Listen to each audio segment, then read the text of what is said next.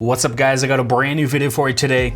Today we're going to take a look at a cinematography breakdown. I want to turn this into a little series where I basically go through some of my favorite music videos that I've shot and break them down. So the gear, the lighting, the framing, everything that goes into getting these shots.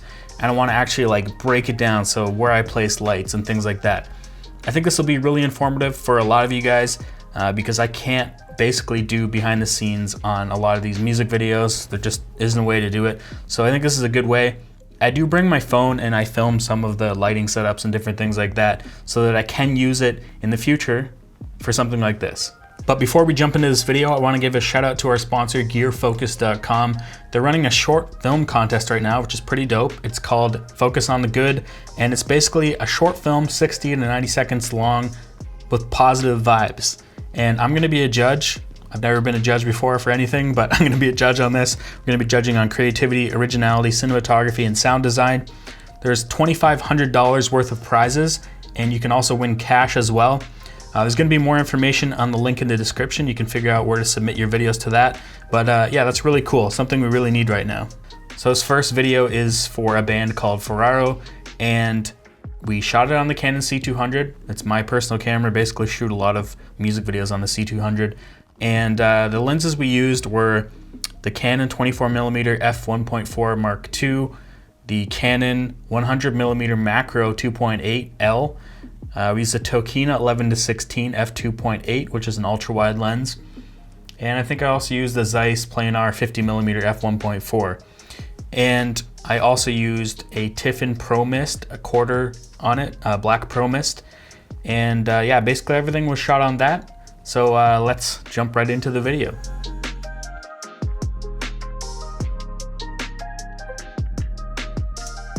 Okay, so right off the bat, this opening scene, we got to talk about that opening scene. Okay, so this opening scene doesn't seem like much, but there's actually a lot going on. It took a lot of planning to get this shot.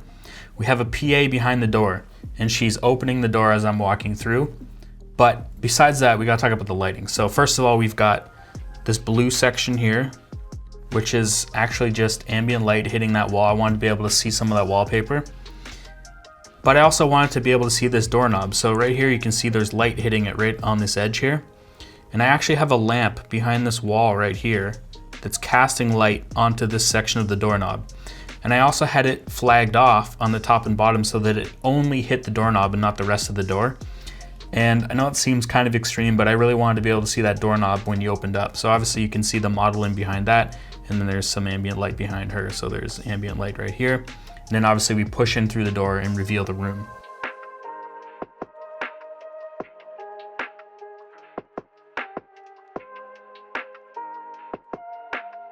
So the next scene, as we push in through the door, we've got a bunch of practical lights. I love to use practical lights, and in this shot, we used a lot because we just wanted the room to feel natural. Because if you have a lot of over lighting, it just doesn't look nice. We don't want any flat lighting, we want some nice light. So we do have a key light here. It's about up in here somewhere. And it's a Light Gear Light Matte 4+. Using that as a key light to hit her right on the side of her face. And then we've also got practical lights here. We've got a bunch of practical lights here. And then we've got this practical light here. And the funny thing about this practical light here is that I actually taped a garbage bag into the back of it because I didn't like how it was spilling light super far out into the wall and above it. We also have this key light here flagged off. So I have it flagged off about here so that it's blocking all the light that's hitting this wall here. So this section here is actually really dark. And I wanted that because I didn't want there to be too much light. It would just look super fake. So pushing on the gimbal, I'm using the Ronin M, and I wrap around this edge of the bed, and then we cut to a close-up of her fingernail. So this fingernail shot was actually done with a macro lens. So we're using the Canon 100mm f2.8 macro on this, and Travis, who was directing this video, who actually came up with the concept of this video, wanted to have that intro title on her finger when she wiped the nail polish across. And I think it looks really sick. I was like this close to her fingernail with the macro lens. He was like, closer, get closer. I'm like, okay, we're going as close as we can get here. So it's gonna cut from her painting her nails to performance scenes of the band. These are just close-ups. I'll talk about these in a bit because they happen quite often. I basically use the light I'm using right now, which is the light mat from Falcon Eyes. So it's not very big. It's what I use for all these talking head videos. and I basically had it up as high as I could because this light's super thin, we could put it really high up. I didn't put it right in the shower, just kind of have it at the edge of it, and that's how we got this shot.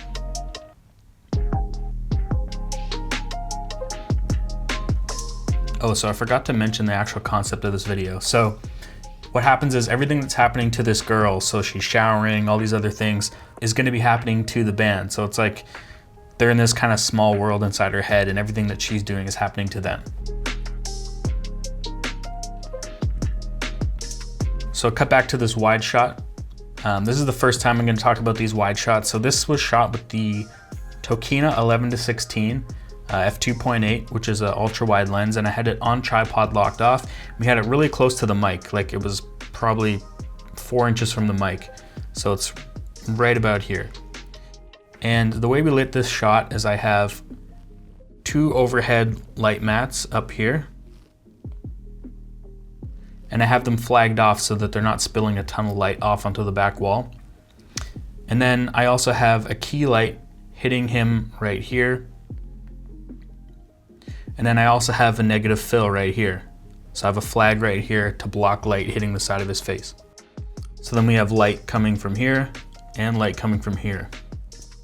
So Travis did all the VFX of throwing water at the lens, and now she's blow drying her hair. And as you can see, his hair is going crazy here. We had 2 huge fans on either side of him blowing at him so that it was blowing up his hair like that. And this is locked off on the tripod. I think I was using the Zeiss 50mm f1.4 for this shot.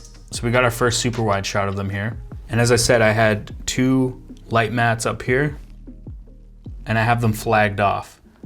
So I had them flagged off with garbage bags because I just needed something shallow because we couldn't get these lights up super high. So they're flagged off right here, coming down like this, and they're also spilling to the back of him to give him a bit of backlight. And then I have a 4x4, 1 full stop of diffusion right up here with another light mat coming at him as a key light. And I think in the behind the scenes footage I can kind of show that better than how I just drew this. But basically that's how I lit this scene. All right, so this shot's really cool. This is her lighting up a cigarette. This is actually probably one of my favorite shots in the entire video. So we have the light mat over her head, set super dim, just kind of hitting the top of her head like this. We've got our practicals in here.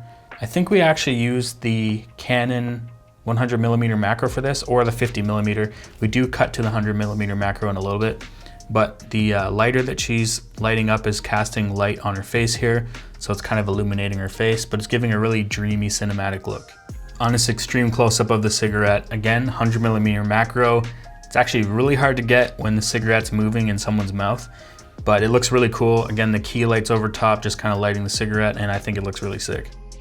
So now they're in kind of like ashes and sparks and stuff like that, kind of like from the cigarette. Some of the stuff is actually real. Some of this is effects. So Travis did some of the VFX on the sparks and stuff, but the debris on his drums are actually real. And that was actually a really messy scene to film.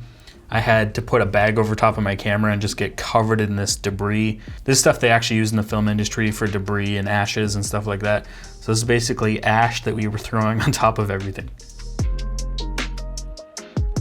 So now she's putting on powder, makeup on her face here. You can see the edge of her shoulder off on the right of the frame here. We're shooting into the mirror. The easiest way to show that something's a mirror is to actually have the frame of someone's arm actually in the shot. Otherwise, you wouldn't know she was looking in a mirror. So now the guys are covered in powder from her makeup. So these are gimbal push-ins. And now these guys are in kind of like a perfume world. So she hits play on the radio here. And I think I lit this just with practical lights. I think it's just the lamp that's beside it. And I think I used the 100mm macro again for this shot. That's all post effects. So she's pouring whiskey into the glass. We have a lava lamp here, and then we have another lamp, practical lamp, that's shining down on the table here. And then we also have another key light above this scene to light the top of the bottle. And it looks really nice. I love how that looks. So obviously she takes a shot of whiskey. Now these guys are kind of in this drunk world. Travis did effects on that. So we have a lot of things going on here. We got a light mat coming in from here, hitting her from here. We've got another practical back here, a practical back here, and then we're hitting the back of her here with another practical lamp right here. And then you can see off into the bathroom here. We frame that up so that you can kind of see, you know, into the bathroom. It's green. We got a lot of colors going on here that actually look really nice. So on all these gimbal push-ins here, I'm using the Canon 24mm f1.4, and Satrio, my AC, was doing a really good job pulling focus. This is also one of my favorite shots where she's actually talking on the telephone here. So now they're in this kind of retro world because she picked up that retro blue neon phone. So things are more fun and they're kind of getting more playful. She's dressed now, she's about to go out, and she's now addressing the camera. So I want to talk about this scene real quick. This kind of shows how the lighting actually is in this room from a straight on point of view. So obviously we've got this lamp here. It's projecting light against this wall. And this lamp isn't. I didn't like how this lamp projected light against the wall. So like I said, I have a garbage bag taped in behind it. So it's kind of flagging off the back. So it's only emitting light down below and spilling onto the bed. We've still got our key light hitting her right here. And I just love how this shot looks. This looks amazing. This was actually the template for the guy who color graded this to actually get the shot looking the way that we wanted it to look. So I just want to take a minute here and talk about today's sponsor, and that's gearfocus.com. Gearfocus is an awesome site to buy and sell used camera gear, and right now times are tough, so you might be in the same position that I am, where I need to offload some extra gear to make some extra money to make it through these challenging times. So once you've set up an account with GearFocus, you can start listing your items, but you need to make sure that you take some good images of the actual item you're trying to sell, because you want the buyer to know exactly what they're going to be getting. Then just fill out the description, the category, and the price that you're looking to get for the item. And once you're done, your item will be listed, and it's that easy. Also, the buyer and seller can message each other to ask more questions about the sale, which is super nice to have.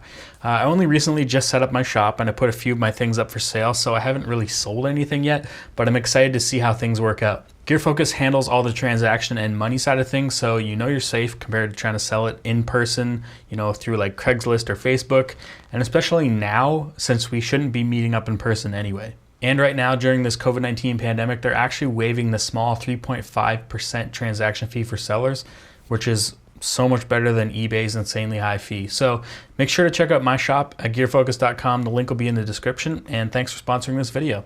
So you'll actually notice in some of these shots, I'm actually using the gimbal to go from musician to musician, which is typically not something I would do, but it was something Travis wanted me to try to feel more alive. So going from bass player to drummer, basically with the gimbal and just kind of moving around. I know it might not seem like an important shot, but I found this shot actually really hard to light to not make it look super fake. So again, we have our practical light in the shot. We got our green light from the bathroom, and then I still have a key light coming in here like this to light her.